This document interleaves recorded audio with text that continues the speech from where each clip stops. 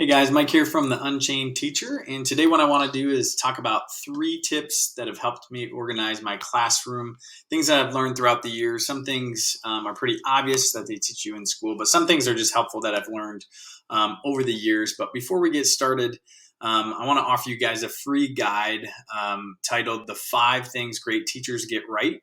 You can go ahead and download that in the description below, but basically it's 5 things that I've seen over the years that have really helped me. And as I have observed other great veteran teachers, these are things that I've noticed that all of them do and get right. So go ahead and download that at the description below. And if you're also interested in joining a first year's teacher Facebook group where we talk about, teaching in the first year, how people are stressed, they don't feel supported, and they just need somebody to share their failures and their wins with. This is the group for you. So go ahead and you can click the link in the description below for that as well. But for today, 3 tips and then a bonus for classroom organization. The first one being that you want to have somewhere where students from each hour can turn in work, whether it's homework, classwork, tests, quizzes, all that stuff. You need somewhere where you make a routine that they are going to turn it in. What I do is I have bins from Target that it's 3 bins in one tower, and I just label them first hour, second hour, third hour, all the way to 6th hour, and that's where students turn in all of their assignments. From day one, I have them turn something in, so it teaches them, trains them that anytime they have something to turn in, that's where they do it. And in the same time, you want some kind of hand back bins or somewhere where once you have graded them, once you have put them in the grade book or you've made corrections, that you can hand them back. And a lot of people, and me at the beginning, I just would have one bin for turn-ins and for handbacks. And what I realized pretty quickly was that things got mixed up. I would lose some papers. It just did not or was not organized, and I knew I needed to change something. And then as I observed other teachers, I realized that, a lot of people have separate bins or folders for papers that they want to hand back. So having both really helps you stay organized, and then it also helps you remember to hand things back to students or that you have to grade things.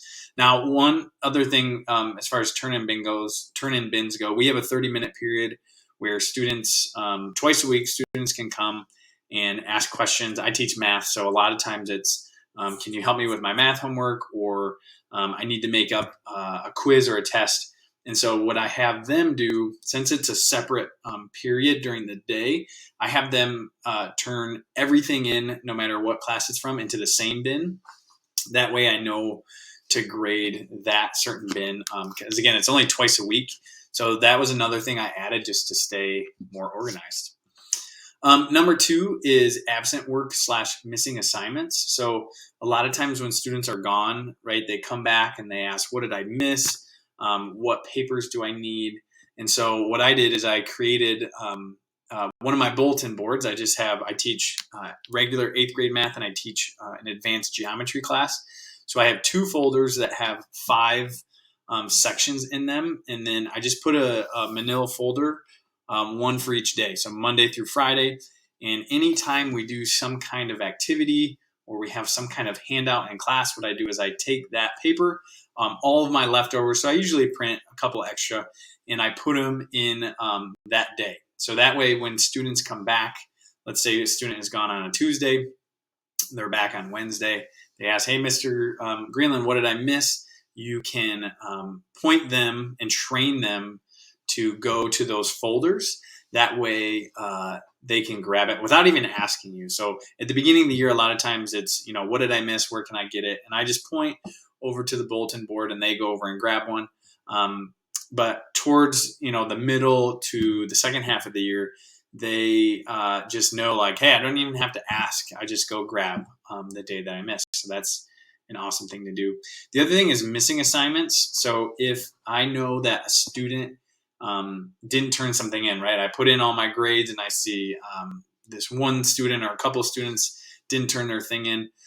What I have them do is I actually have a separate bin, even from the hour bin and the separate time bin, where they can come and ask questions. If it's a missing assignment, they have another separate bin, because what I realized is that as students were turning in late work into their respective hours, I wasn't necessarily seeing it right away. And what it did is it caused students to send me an email and say, hey, I turned this in a couple of days ago and you haven't graded it, because I only grade on certain days. So that has kind of helped me, again, stay more organized, where if I see work in the missing assignments bin, usually it's just a quick assignment that I can look over and put in the grade book.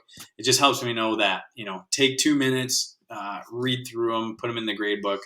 That way, it's a little more smooth, a little more effective.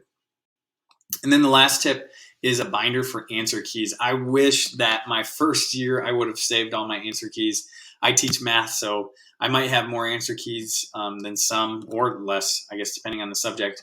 But what I realized, I've taught at 3 different schools now.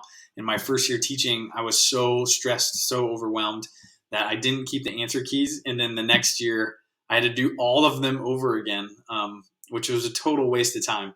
So make sure, now that I'm at a new school, what I did my first year at my new school was I kept all of my answer keys for all of the assignments, all of the quizzes, all of the tests. We also do quick checks, so I kept all of them for that. So then, the next years after that, you just have to go and check on those, right? And obviously, if you change any assessments or assignments, then you have to redo an answer key. But for the most part, I have, again, I teach 2 different classes. So I have all of the answer keys for the quizzes and tests in separate binders. So again, one for algebra, one for geometry. Then I have all of the homework assignments for both class in 2 separate binders. So again, 8th grade homework, algebra homework, geometry homework.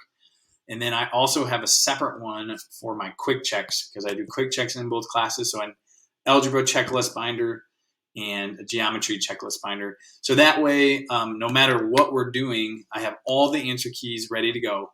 And that just saves me a ton of time from 1, not having to do them, but 2, organizing them by chapter and by lesson.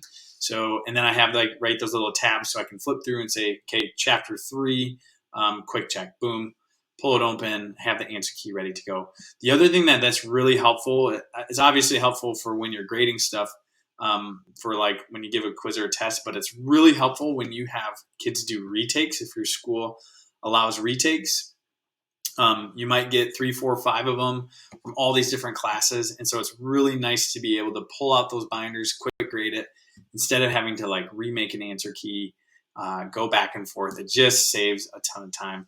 So if you're not doing that, don't feel stressed that you have to go way back and redo everything that you started from the beginning of the year. Just start where you're at now, right? Slowly build these things up to save yourself time in the years to come. Okay, and then my bonus tip for today is to create an online assignment calendar. So some people like to do paper copies of this. Either way works, but what I do is I create an online assignment calendar where I build in links to all my assignments, build in links to all my online tools. So it's similar to a lot of teachers that I work with have these massive binders and 1 per chapter, right? And they flip through, they have all of the assignments, all of the answer keys, all of the things to make copies. I do the same thing. I just do it digitally, right? We use Google Drive, and I build out this calendar just as you would on paper and link everything directly to that. So 1, it helps me. 2, I link it to my Google Classroom to show if parents need it, if students need it. And then I use it every day actually as students walk in, I have this calendar built out so that they can see what we're doing that day, what we're doing that week, when a test is coming up, when a break is coming up. So again, it helps me stay organized, but I've found that as I share it with students, as I share it with parents, it just gives them an idea of what we're doing. And it's a communication piece, it's an organization piece, and it just helps the day go smoother with the students. So if you'd like that, I actually have another video on how to build that out, or how I build it out, and you can follow that to do the same.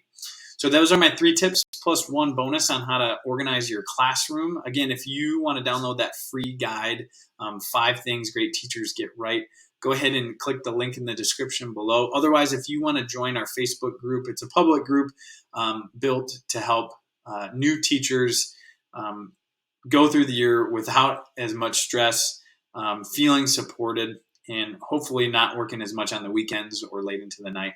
I know teaching, especially in your first years, is busy and stressful. So a group to come and help you with that, to share your wins, and also to share your struggles. So I hope you guys have a great night, and we'll talk to you soon.